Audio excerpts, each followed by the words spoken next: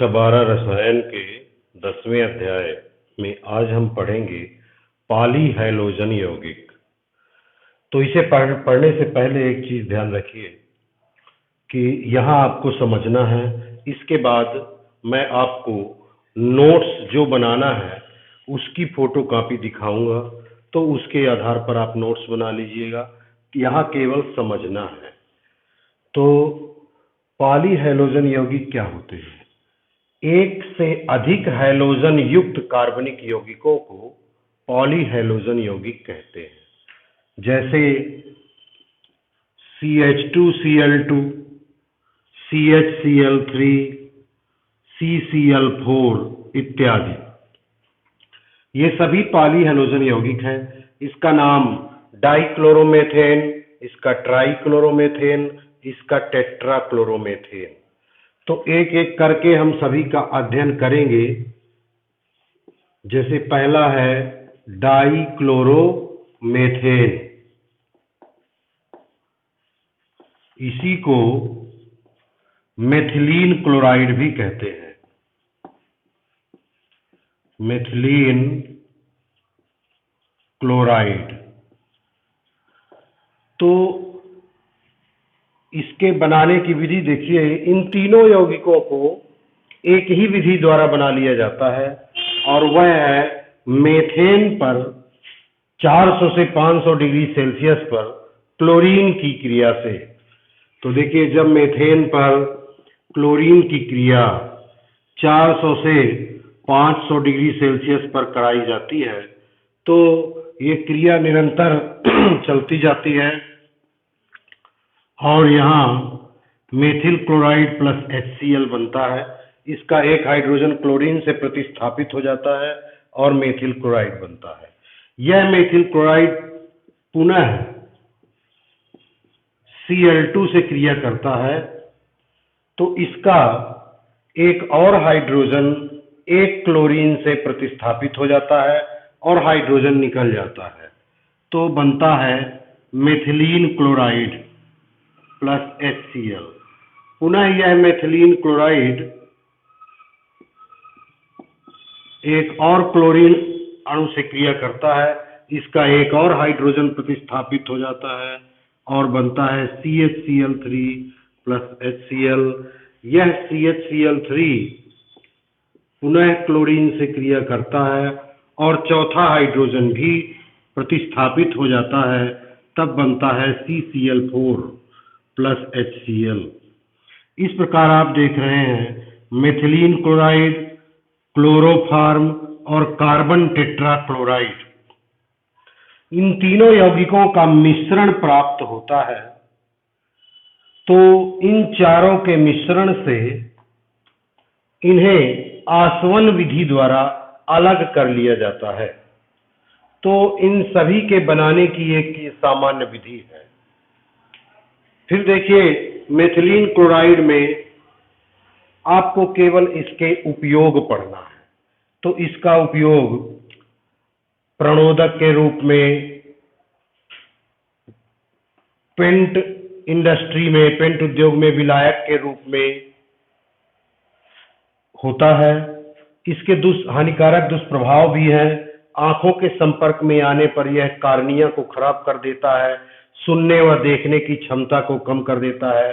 तो इस प्रकार मेथिलीन क्लोराइड में आपको केवल पढ़ना है इनके बनाने की एक सामान्य विधि, और दूसरा इसके उपयोग और हानिकारक प्रभाव। आप इसको देखकर बिल्कुल इसका सेम टू सेम नोट्स बनाइएगा।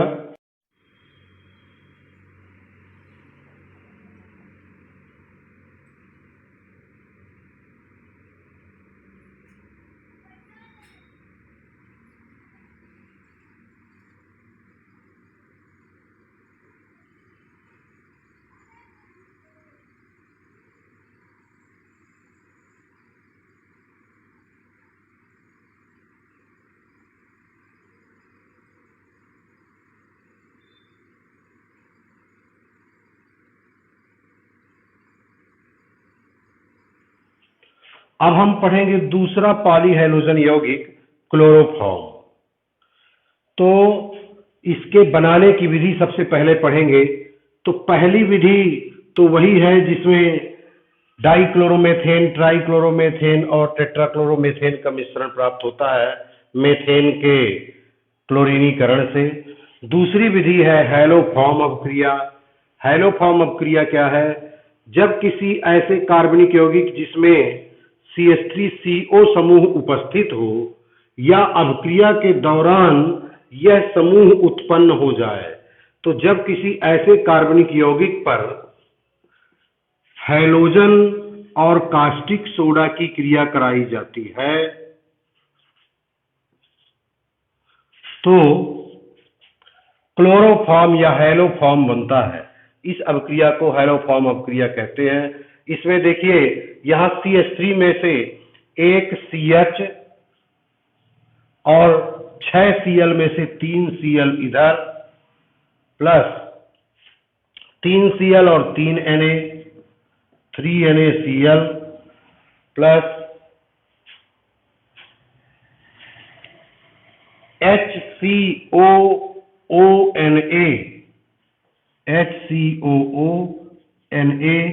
प्लस 4 H यहाँ है, 2 H यहाँ से बचे, 6 H और 3 O बचे, तो 3H2O। इस प्रकार हैलोफॉर्म अभिक्रिया संपन्न होती है, जिसके फलस्वरूप क्लोरोफॉर्म या हैलोफॉर्म का निर्माण होता है। तो ये है क्लोरोफॉर्म के बनाने की विधि और इस अभिक्रिया को कहते हैं हैलोफॉर्म अभिक्रिया। अब क्लोरोफॉर्म के गुण। तो क्लोरोफॉर्म तीक्ष्ण गंध वाला गुण है, द्रव है। इसका उपयोग विलायक के रूप में भी किया जाता है। प्रारंभ में इसका उपयोग निश्चेतक के रूप में किया जाता था, परंतु आजकल इसका उपयोग निश्चेतक के रूप में नहीं होता, क्योंकि इसका जब ऑक्सीकरण पढ़ें, ऑक्सीकरण, तो क्लोरोफॉर्म वायु एवं सूर्य के प्रकाश की उपस्थिति में, वायु एवं सूर्य प्रकाश की उपस्थिति में ऑक्सीजन से क्रिया करके कार्बोनिल क्लोराइड गैस बनाता है। कार्बोनिल क्लोराइड गैस को फास्जीन गैस भी कहते हैं। तो ये जहरीली होती है। तो चूंकि क्लोरोफॉर्म ऑक्सीकरण पर फास्जीन गैस बनाता है जो कि जहरीली होती है, इसी कारण इसका उपयोग अब निश्चेतक के रूप में नहीं किया जाता। दूसरा, इसी कारण क्लोरोफॉर्म का भंडारण करने के लिए इसे काली या भूरी बोतल में फूल भरकर रखा जाता है। काली या भूरी बोतल में सूर्य का प्रकाश नहीं आता और फूल भरकर रखने से उसमें वायु प्रवेश नहीं कर पाती। तीसरा, इसमें 1% एथिल अल्कोहल मिला दिया जाता है, जिससे यदि कार्बोनिल क्लोराइड बने भी तो एथिल अल्कोहल उससे क्रिया करके डाई एथिल कार्बोनेट, देखिए C2H5 ट्वाइस CO और 2 O यहां से, तो ये 3 हो गए, डाई एथिल कार्बोनेट बना देता है जो जहरीला नहीं होता। तो इसमें 1% एथिल अल्कोहल मिलाने का कारण यह है कि यह क्लोरोफॉर्म के ऑक्सीकरण से उत्पन्न कार्बोनिल क्लोराइड को, फास्जीन को डाई एथिल कार्बोनेट में परिवर्तित कर देता है। इस प्रकार क्लोरोफॉर्म का जहरीला प्रभाव समाप्त हो जाता है। तो यह है क्लोरोफॉर्म का ऑक्सीकरण। क्लोरोफॉर्म के उपयोग और गुण ये सभी आप नोट्स बना लेंगे। तो इसमें देखिए ये आप स्पष्ट नोट्स है, इसलिए इसको बिल्कुल सेम टू सेम आपको उतार लेना है। इसमें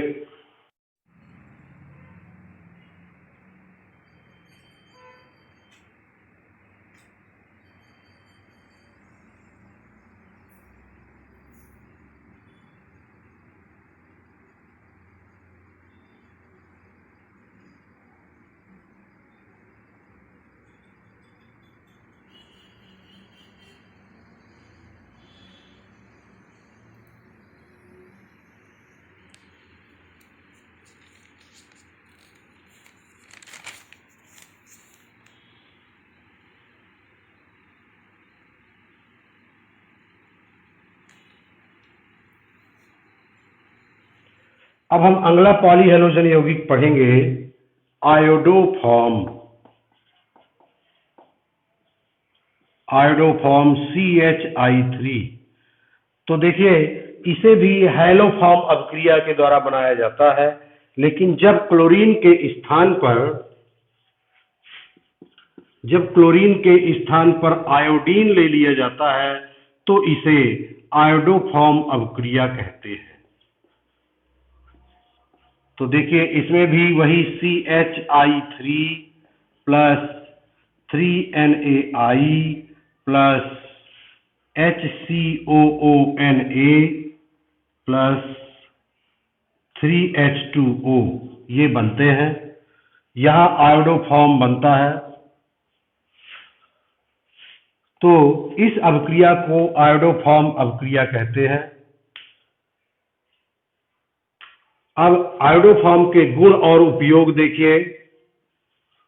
गुण और उपयोग, तो गुण और उपयोग में देखिए, आयोडोफॉर्म अरुचिकर गंध वाला पीले रंग का पदार्थ होता है, ठोस पदार्थ होता है, जल में घुलनशील नहीं होता।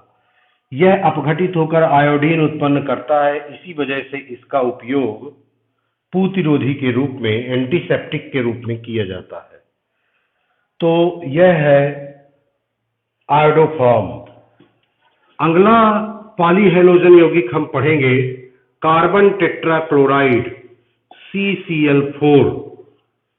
तो CCl4 में आपको केवल इसके गुण और उपयोग पढ़ना है। तो यह भी एक द्रव है जो विलायक के रूप में इस्तेमाल किया जाता है। पायरीन के नाम से इसका उपयोग अग्निशामक यंत्रों में किया जाता था और इसका हानिकारक दुष्प्रभाव भी है। यह भी आंखों में जलन उत्पन्न करता है, हृदय गति को कम कर देता है और ज्यादा अंदर जाने पर यकृत में कैंसर उत्पन्न करता है। तो इस प्रकार कार्बन टेट्राक्लोराइड का आपको केवल गुण और उपयोग पढ़ना है। तो यह आप देखेंगे कि आयोडोफॉर्म बनाने की विधि, आयोडोफॉर्म के गुण, आयोडोफॉर्म के उपयोग, फिर कार्बन टेट्राक्लोराइड, टेट्राक्लोरोमेथेन के उपयोग एवं हानिकारक दुष्प्रभाव, पर्यावरणीय दुष्प्रभाव। तो इसे आपको नोट करना।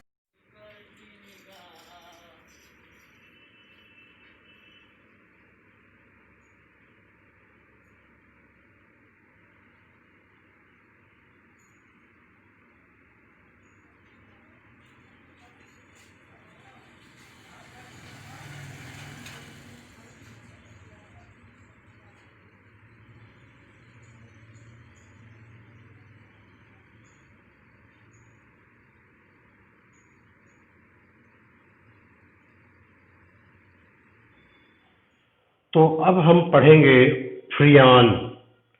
फ्रियान भी एक प्रकार का पॉलीहेलोजन यौगिक है। तो मेथेन और एथेन के पॉली क्लोरोफ्लोरो व्युत्पन्न को फ्रियान कहते हैं।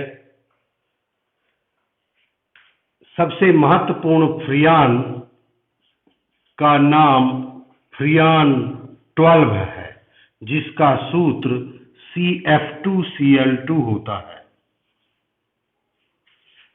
फ्रियान के बनाने की विधि देखिए, फ्रियान 12 बनाने की विधि, इसे कार्बन टेट्राक्लोराइड पर एंटीमनी ट्राइफ्लोराइड की क्रिया एंटीमनी पेंटाक्लोराइड की उपस्थिति में करा के बनाया जाता है। तो देखिए 3CF2Cl2 प्लस 2SbCl3, तो इस प्रकार ये फ्रियान बन जाता है।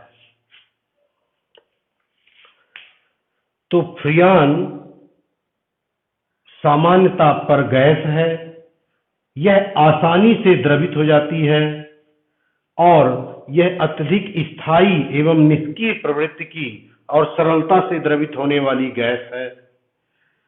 इसका उपयोग, फ्रियान का उपयोग वातानुकूलन में और घरेलू रेफ्रिजरेटर में किया जाता है। इसका हानिकारक दुष्प्रभाव या पर्यावरणीय दुष्प्रभाव क्या है कि यह वायुमंडल में जाकर फिर क्षोभ मंडल में पहुंच जाती है, जहां ओजोन परत होती है। वहां पहुंचकर यह मुक्त मूलक श्रृंखला अभिक्रिया स्टार्ट कर देती है, जिसकी वजह से ओजोन परत का क्षरण होता है। तो यह इसका सबसे महत्वपूर्ण दुष्प्रभाव है। अब इसे भी आप बिल्कुल इसी क्रम में नोट कर लीजिएगा।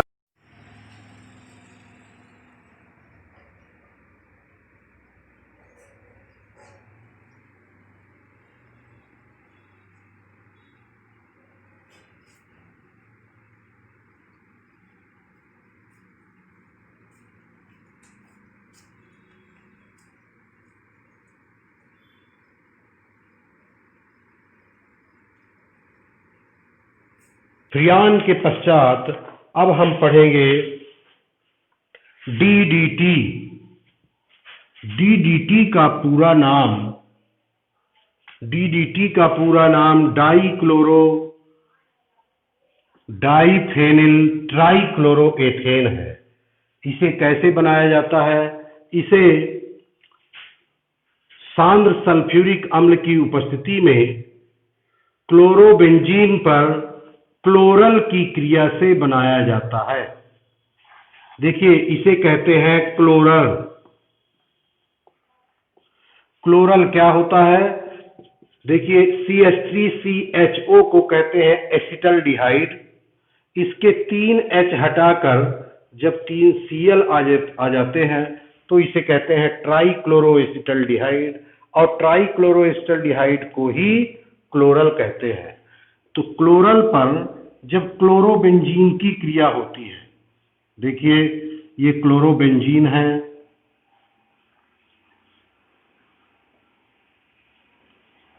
क्लोरल पर जब क्लोरोबेंजीन की क्रिया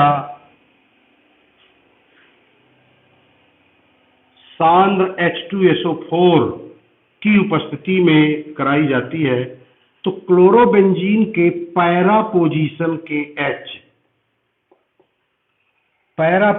के H इस क्लोरल के ऑक्सीजन के साथ जल बनाकर निकल जाते हैं और इस प्रकार Cl Cl Cl CH और दोनों क्लोरोबेंजीन रिंग इससे जुड़ जाती है।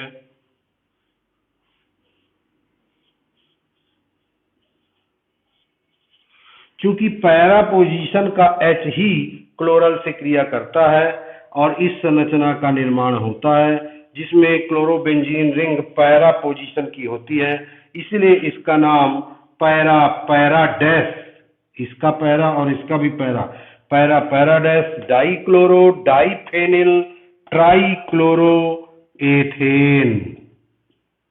इसीलिए इसका नाम पैरा डैश डाइक्लोरो डाइफेनिल ट्राइक्लोरोएथेन है।